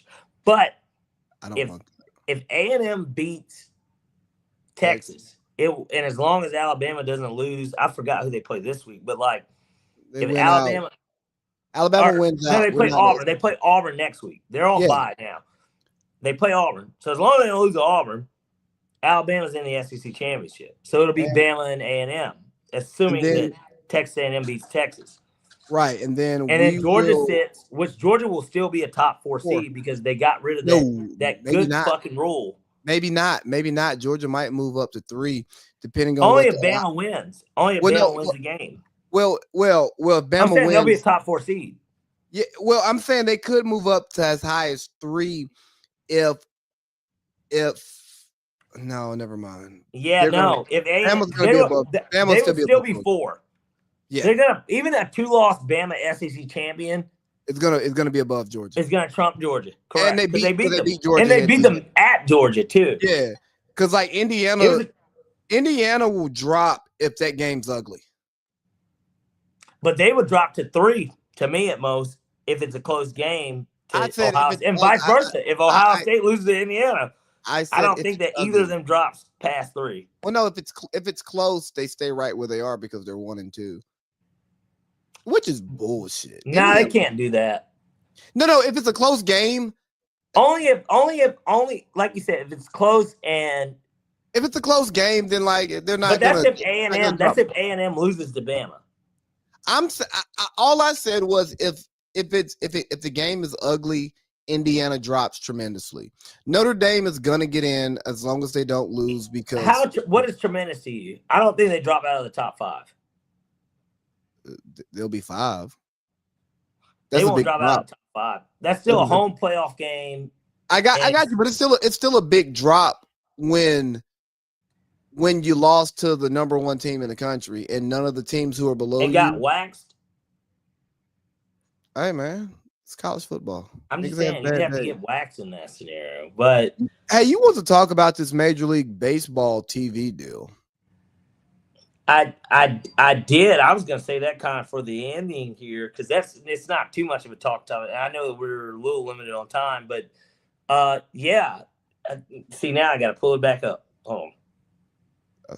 But basically, long story short, it sounds like ESPN will now be carrying baseball games, which they kind of were on ESPN Plus anyways. It wasn't all of them, but now it sounds like the resolution to now it's called FanDuel Sports because that's what does the Hawks regional stuff. And it used to be Fox Sports, but Valley too. Now it's going to be just ESPN. It's pretty much covering all the regional blackout, all that stuff games that aren't nationally televised, while Netflix gets the Home Run Derby, the Field of Dream games, and it was another game. Maybe it was opening day. Yeah, opening day. It's opening day.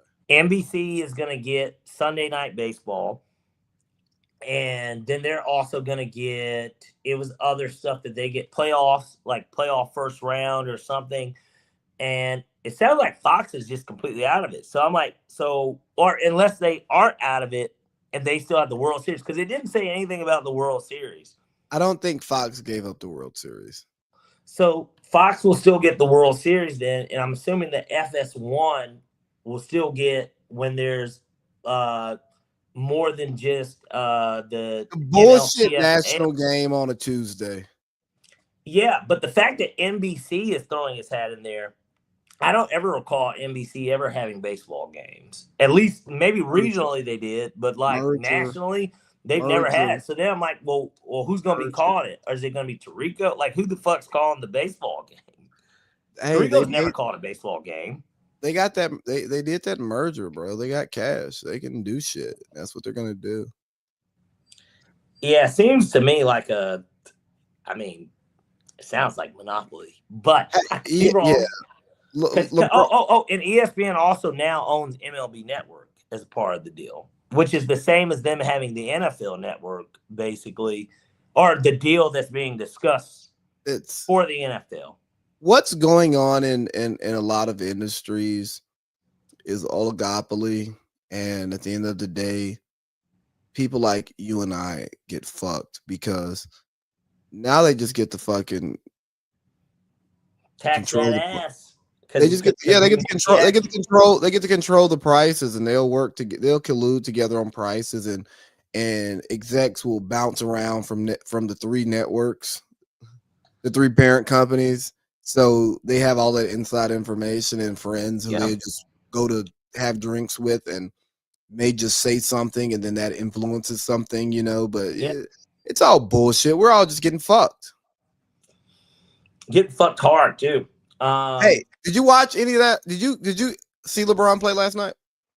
I didn't watch the game, but what I did see was we took his over on his assists, and I saw you sent me the clip where he got 6 of them in 3 minutes or something.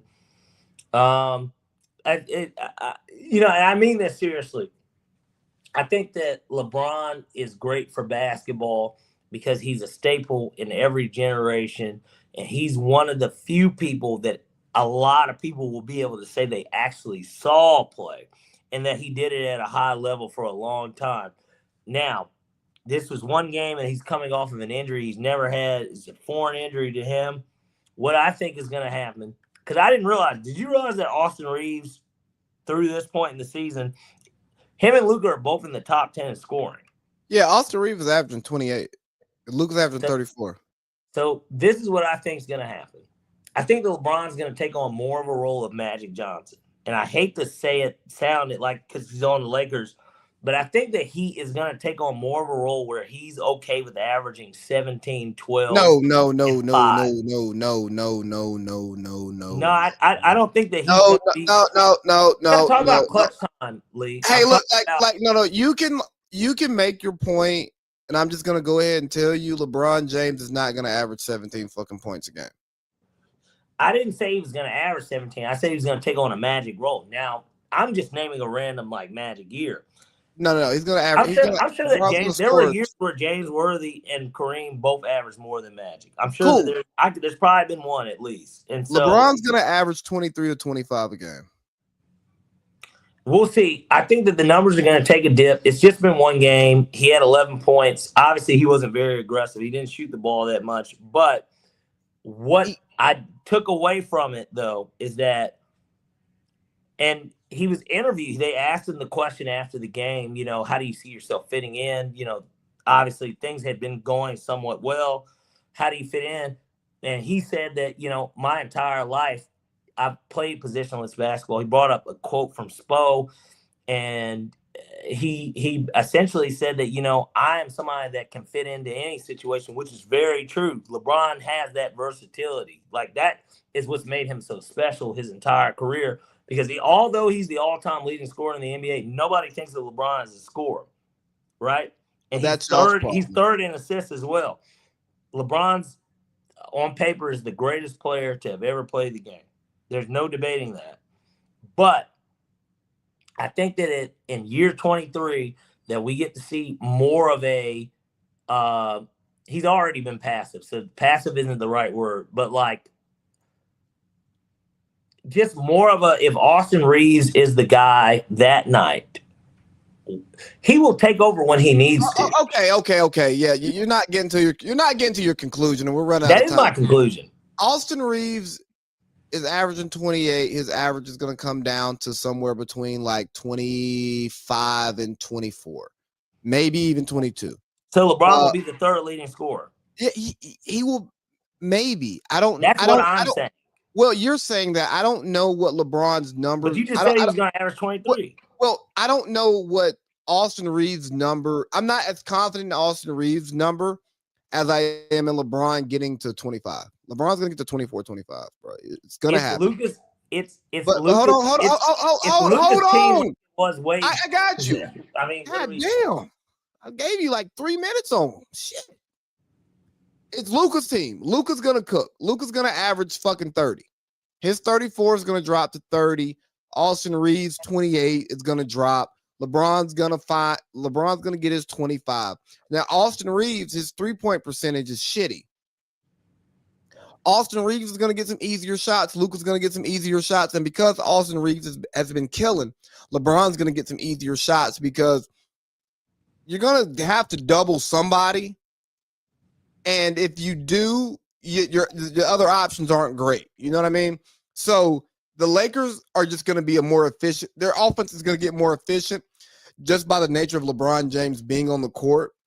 And look, you don't need Luka and Austin Reeves averaging 34 and 28 long term.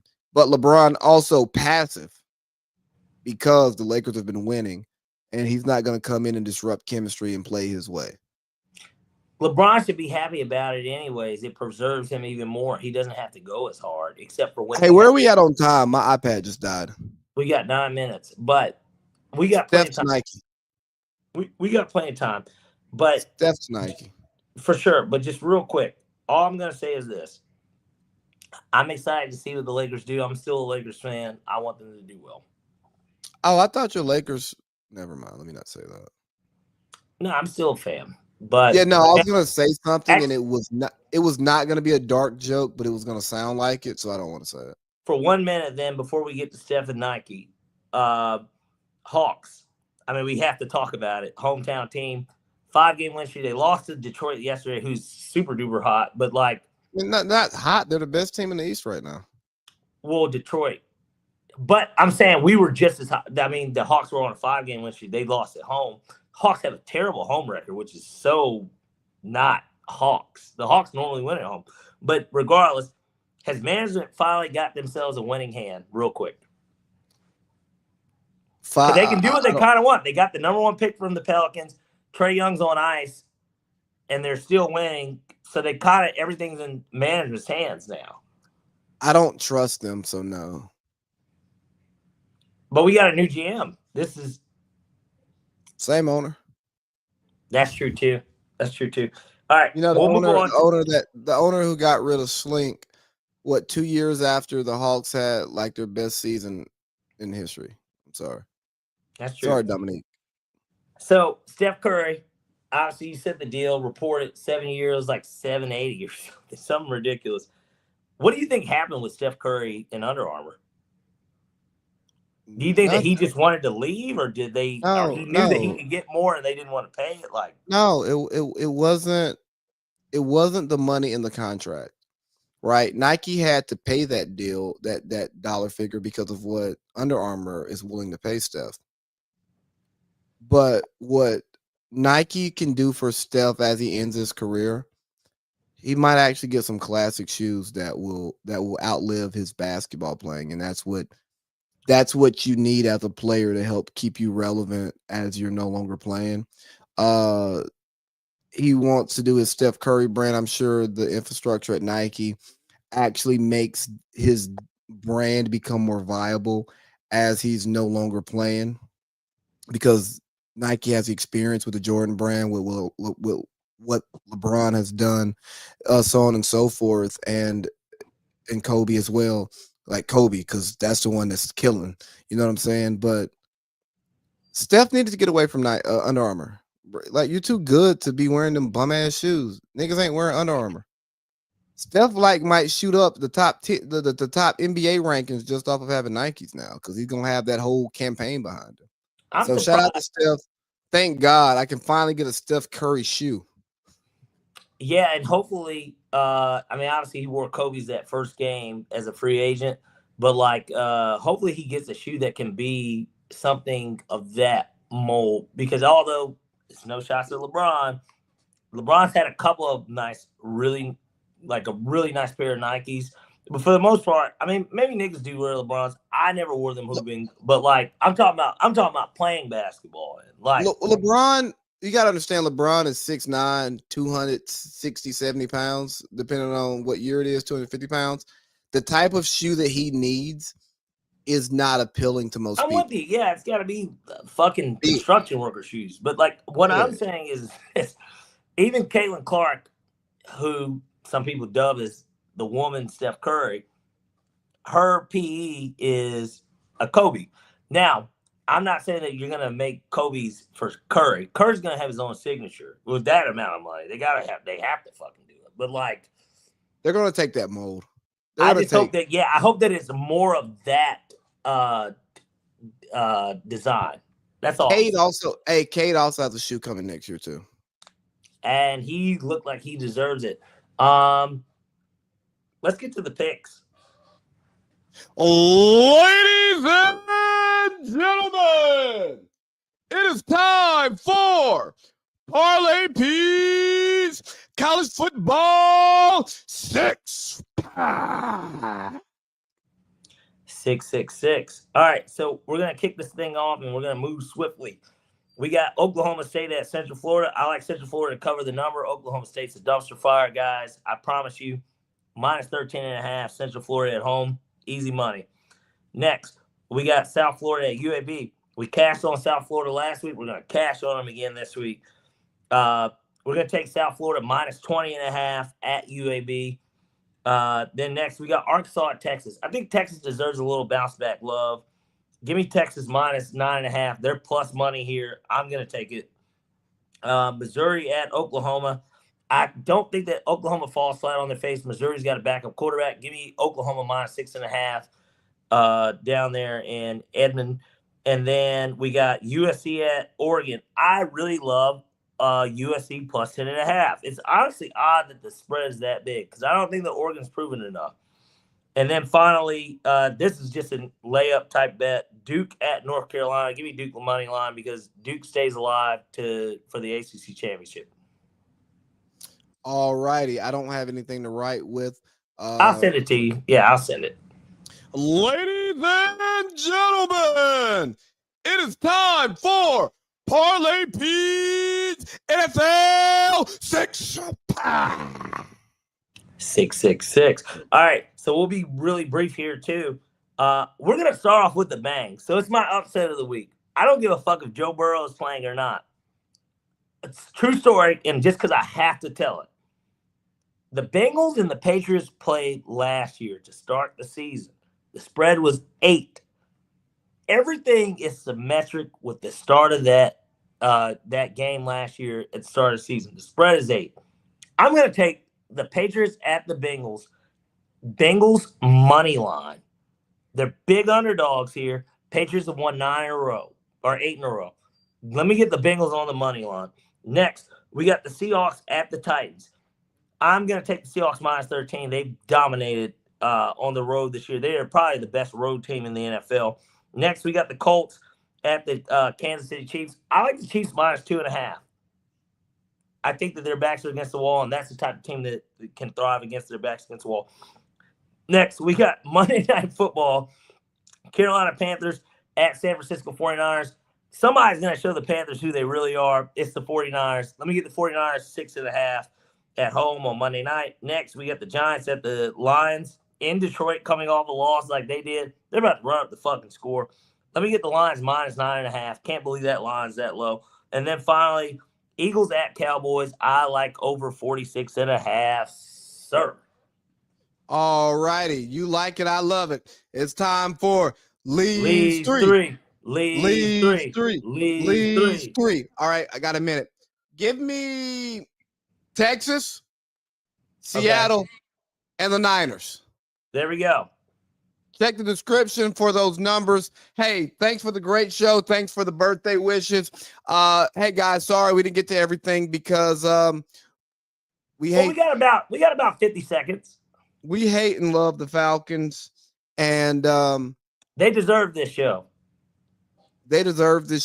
And hey, Steve, I didn't have anything for you today. Next week, we'll be back. Yeah. And then also shout outs to the fucking degenerates that were in the YouTube comments section because I just pulled it back over and I'm looking at this dumbass shit that they put. Somebody said my favorite Kanye West feature is the 1940s German leader. Crazy. Hey, yo, that's wild. That's not cool. But hey, shout out to the people who were in the comments. We appreciate the engagement. But hey, we'll do this again next week. I'll holler at you, Pete. Salutations, good people.